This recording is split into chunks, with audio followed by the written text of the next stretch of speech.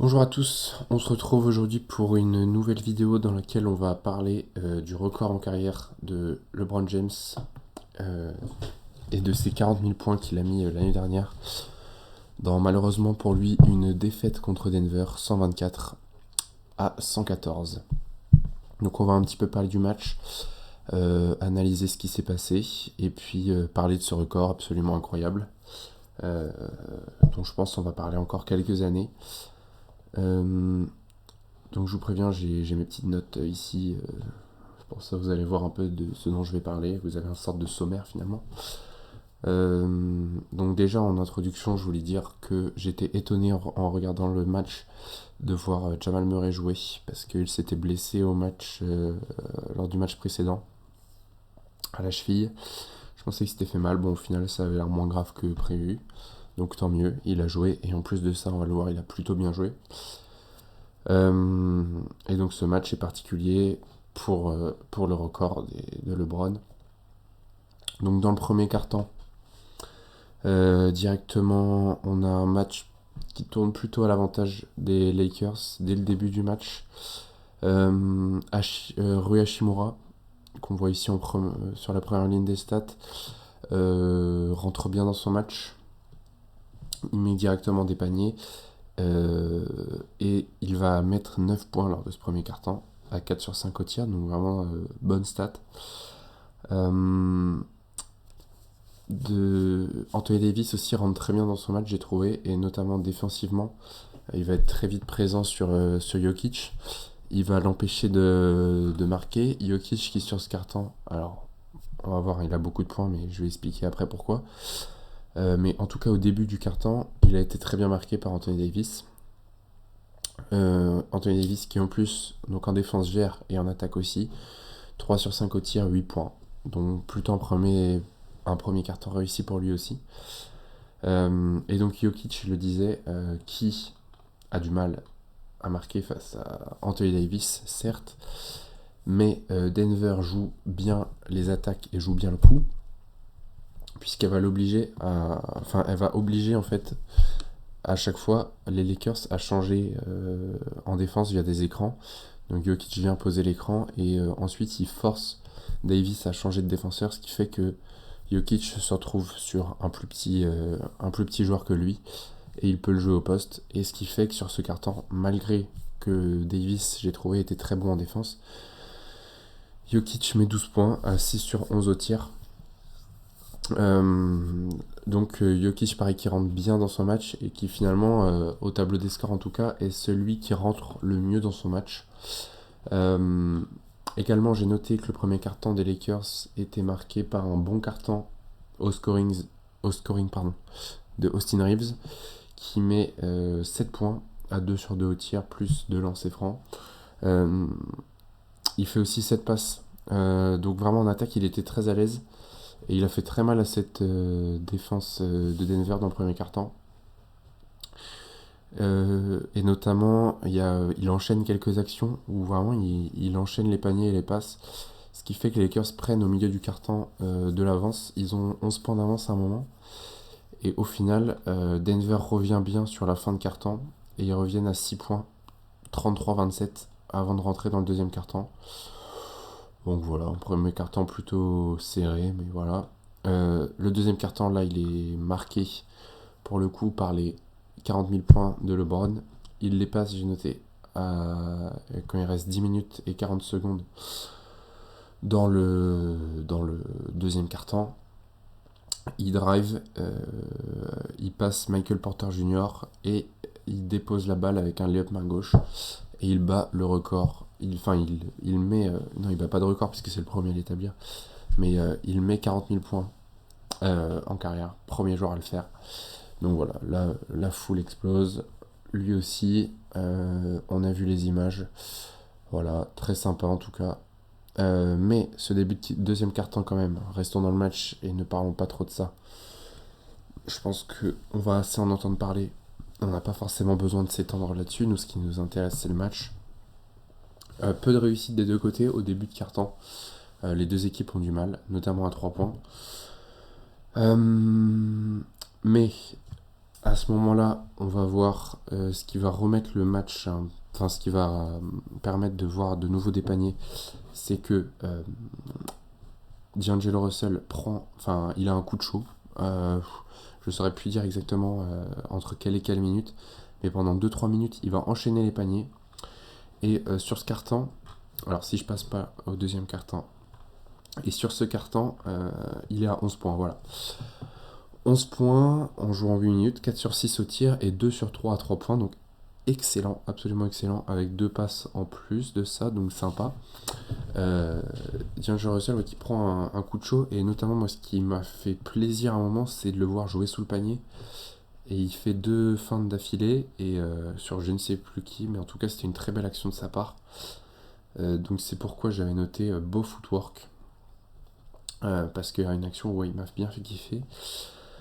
En face, pour répondre, on a un très beau carton de Michael Porter Jr. 4 sur 4 au tir, pareil, 9 points. On va voir que Michael Porter Jr. a réalisé un très bon match aussi. Donc 9 points pour lui, très beau carton à 100% au tir. On voit voilà Jokic qui a moins joué aussi, 7 minutes, qui met seulement, entre guillemets, seulement 4 points. Et Jamal Murray qui lui pour le coup joue un peu plus et met 7 points. Pareil, on va voir qu'il a été bon durant tout le match. Voilà, Jokic qui score, ne marque pas beaucoup, mais du moins il fait des passes. Sur ce carton il en fait 3. On verra combien il en fait à la fin du match, mais voilà. Et il profite aussi voilà, du fait que AD, qui a joué les 12 premières minutes, soit sur le banc un petit peu, et Jokic rentre un peu avant lui, ce qui fait qu'il profite pendant 1 ou 2 minutes, je sais plus exactement, mais du fait qu'il n'y ait pas Davis sur lui pour être un peu plus libre en attaque. J'ai marqué Aaron Gordon, il fait toujours son travail. Ça c'est quelque chose à dire, c'est qu'il fait toujours le taf ce mec. On peut lui demander n'importe quoi, il le fera. C'est un joueur vraiment intéressant à avoir dans sa rotation. Et il est vraiment précieux à Denver, que ce soit en défense ou en attaque, il est toujours là. Et là j'ai noté ça, il me semble c'est au moment d'un rebond, il se bat au rebond offensif. Et voilà, ça donne un panier en plus pour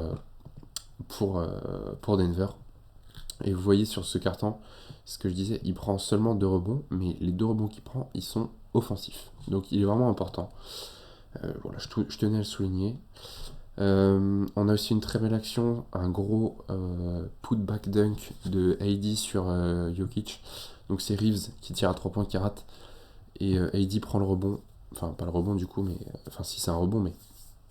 Voilà, le ballon est à peine sorti du cercle qui vient le remettre dedans et explose le panier sur la tête de Jokic. Donc vraiment, ça c'était une belle action. Je vais voir peut-être pour vous la trouver. J'en reviens dans 30 secondes. De retour, on va regarder ça tout de suite. J'ai trouvé sur YouTube l'action.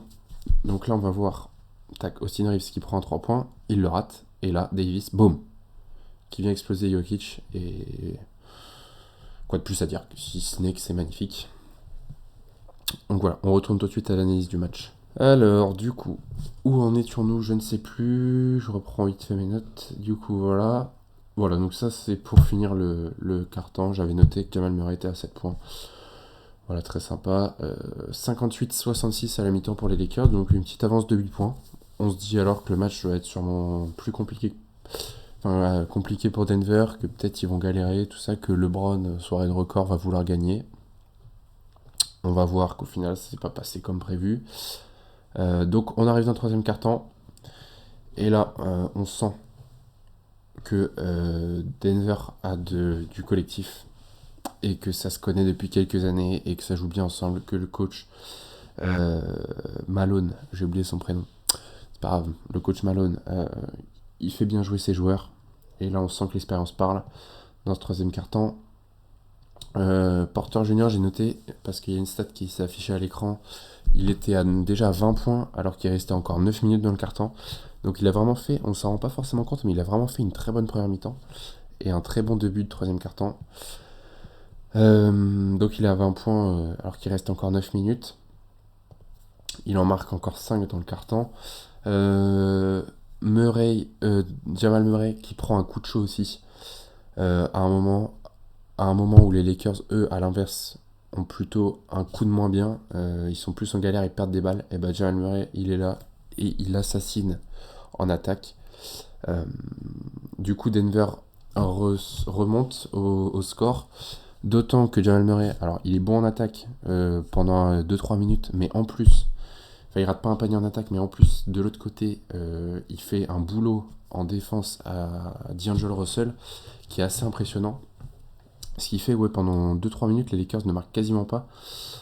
Jokic beaucoup trop fort parce que, évidemment, euh, à ce moment-là, il y a Jokic qui décide que même si Davis fait une défense de grand malade sur lui, il décide qu'il marquera quand même. J'ai noté qu'à un moment il a feinté LeBron, qui est pourtant le mec le plus expérimenté de la NBA, mais il se fait feinter comme un bleu. C'est absolument trop fort. Et puis ouais, il y a un 3 points, je vous dis, sur sur Davis. Davis qui fait une défense parfaite. Poum, l'autre il lâche ça, on sait pas comment, à la fin du temps, et ça rentre. Magnifique. Finalement, pour les Lakers, ce qui les sauve un peu dans ce carton, c'est que Rui Hachimura va avoir aussi un petit coup de chaud de son côté. On voit ici, il joue les 12 minutes et en fin de carton, il se réveille. Il met 4 sur 5 au tir, 2 sur 2 à 3 points. Et du coup, il arrive, il met 10 points quasiment en 3 minutes là. Ce qui permet aux Lakers finalement de ne pas se faire repasser devant par Denver. Bon, évidemment, les Lakers, ce qui fait qu'ils ont du mal, bah, c'est évidemment que la défense de Denver, on peut dire ce qu'on veut, hein, mais on peut dire que la défense est fragile, que ça va pas tenir, machin, bref. Comme on avait des craintes l'année dernière avant qu'ils soient champions, la défense de Denver, quand c'est concentré, quand ça s'y met, bah tu passes pas. Tu passes pas et tu marques 23 points sur un carton. Voilà. C'est ça la réalité. C'est que Denver, s'ils veulent, ils défendent. Et que ça fait mal quand ils défendent. Et du coup, il y a des joueurs en difficulté. Donc déjà, on peut voir, à part Hachimura, personne ne marque quasiment. Reeves, il met 5 points. Russell, il en met 4. Et les deux superstars, les deux all-stars, là, LeBron et Eddie, ils mettent 2 points chacun. Donc ça fait mal. Bon, ils prennent pas non plus beaucoup de tirs, hein. Ils sont pas à 10 tirs chacun sur le carton. LeBron en prend 2, Davis 4. Mais ils sont quand même limités à un panier chacun. Donc on voit que la défense de Denver, quand ça veut, ça peut. Et j'avais noté aussi, alors là, en fait ça m'a gavé, c'est Spencer Dinwiddie et Taurean Prince. Je les ai trouvés nuls, mais nuls. Alors Dinwiddie, ça fait quelques matchs qu'il est nul. Normalement, Taurean Prince est meilleur quand même. Là, il a eu un match sans, bon, ça arrive. Mais punaise, sur le carton, qu'est-ce qu'ils sont nuls. Ils jouent que 4 minutes, mais alors l'impression visuelle, elle est absolument dégueulasse. Ils ne servent à rien en attaque, c'est phénoménal. J'ai trouvé leur apport, mais nul à chier. Donc voilà, j'ai pas noté il y avait combien à la fin de ce carton, mais bref. De toute façon c'est serré. Attendez, on va peut-être voir ici combien ils sont. 31-23, ouais, mais du coup c'est chiant de faire le total. 33 et 33, ça fait 66, plus 23, 89. Et là, 31, 62, plus 27. 62 plus 27. 89 aussi. Donc voilà, donc à la fin du carton, il y a 89-89 si je dis pas de conneries. Et on arrive donc dans le dernier carton. Si ça veut bien charger, voilà, allez, charge s'il te plaît. Désolé. Voilà. Donc, on arrive dans le dernier carton, et là. Donc ouais, il y a 89-89 avant de rentrer dans le quatrième carton, et pourtant, les Lakers, on le sait, perdent de 10 points. On se dit, mais qu'est-ce qui se passe? Donc déjà, pour rentrer dans le carton, LeBron James, il est chaud. Il est chaud direct, il envoie. Notamment, à un moment, il met un 3 points de facilement 2-3 mètres derrière la ligne des 3 points, et il l'envoie, il marque. Il a un sacré coup de chaud, il met 13 points. Honnêtement, j'ai pas noté en combien de temps il les mettait, mais il les met surtout au début du carton. Il doit mettre facilement 10 points en début de carton. Donc les Lakers reprennent un peu d'avance. Mais ce que j'ai noté, c'est qu'à la 7ème minute, quand il reste 7 minutes dans le quart-temps, 101-101. Donc effectivement, ça c'est bien. Enfin, Denver a quand même. Le collectif de Denver, certes, LeBron prend un coup de chaud, mais le collectif de Denver tient la baraque. Anthony Davis, il est. Donc déjà, au retour de la mi-temps, c'était compliqué. Son troisième quart-temps est pas beau. Mais là, c'est encore moins beau. Il prend que 2 tirs. Il se fait. Ouais, il ne peut pas jouer en fait. Il ne peut réellement pas jouer. La défense de Denver qui l'empêche de jouer à l'intérieur. Et du coup, il ne peut rien faire, hein, littéralement. Regardez, il prend un rebond. Ses stats parlent d'elles-mêmes en fait. Un tir, enfin 2 tirs, un réussi, un rebond. Voilà. On pourrait se dire qu'à la limite, il met pas ses tirs, mais bon, il prend des rebonds. Non, il ne fait rien. Il ne fait rien sur ce carton. D'autant que Jamal Murray, alors là, il fait un carton, mais c'est du propre. Hein. Qu'est-ce que c'est beau. Qu'est-ce que c'est beau à voir. 4 sur 8 au tir, 9 points. Et ouais, il est affolant. Même quand ça défend bien sur lui, il marque. À un moment, il fait un fade away là, mais en fin de possession, bien marqué. Je crois que c'est par Austin Reeves. Le truc rentre infiltré, au calme, tranquille, il n'y a rien à faire. D'autant que Jokic, c'est pareil. Jokic, j'ai noté que faire en fait. Comment faut défendre sur ce mec? Je ne sais pas. Il n'y a pas de solution, je crois. Même les prises à deux marchent pas à un moment. Oui, il est vraiment dans la raquette tout seul. Enfin, pas tout seul. Il est dans la raquette au milieu. Il y a 2 joueurs des Lakers sur lui. Jamal Murray, il me semble que c'est lui, trouve quand même la passe. Et il marque. En faisant un appui, il passe les 2 joueurs. Je ne sais pas comment il fait.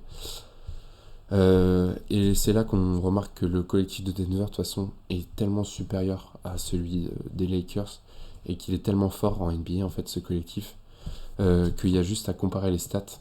Et ça m'a frappé, en fait, déjà en analysant le carton, enfin en regardant le match, je me suis dit, mais ouais, les Lakers se font atomiser là collectivement. Et après, quand j'ai regardé les stats, j'ai fait, effectivement, c'est là qu'on voit qu'il y a une différence. Donc, on va regarder côté Denver. Dans ce carton, 1, 2, 3, 4, 5, 6, 7 joueurs jouent. Et 6 d'entre eux marquent. Et ils sont tous, sauf un là, à au-dessus de 5 points. Donc voilà. Ils font tous un carton correct. Par contre, côté Lakers, 1, 2, 3, 4, 8 joueurs jouent. 1, 2, 3 marquent 0 points. Et ils sont 2 seulement à passer la barre des 5 points dans ce carton. LeBron et Austin Reeves. 25 points au total. Juste en regardant ça, en fait, on comprend que côté Lakers, ils ont galéré sur ce carton. Et du coup, fin de match. Bon, la fin de match, quand même, enfin, on va y venir après, mais le score reflète pas forcément la physionomie du match. Et donc, au final, en conclusion, j'ai noté Jokic là, pour le coup, en mode MVP. Là, il revient en ce moment, là, depuis quelques matchs, quelques semaines. Beaucoup trop fort. Il finit le match, du coup, on va regarder les stats finales. 35 points, 10 rebonds, 7 passes, tranquille. Dans le plus grand des calmes, à 16 sur 25 au tir, voilà. Donc en plus, très propre. LeBron, évidemment, c'est la barre des 40 000 points passés, donc c'est un match symbolique pour lui, même si c'est une défaite. Toujours sympa de voir ce genre de choses, et je pense qu'on se rend pas compte à quel point cette performance est incroyable. Quand on va se poser dans quelques années, on va se dire, mais ce joueur était exceptionnel, on s'en rendait pas compte, mais il est exceptionnel. Sur ce match, Denver, évidemment, trop fort collectivement, il n'y a rien à dire. Trop fort collectivement en attaque comme en défense. Anthony Davis, du coup, qui se fait complètement éteindre en attaque, qui a beaucoup de mal. Ce qui fait que sur un match, LeBron, il finit avec 26 points. Même Rui Hachimura finit avec 23 points. Voilà.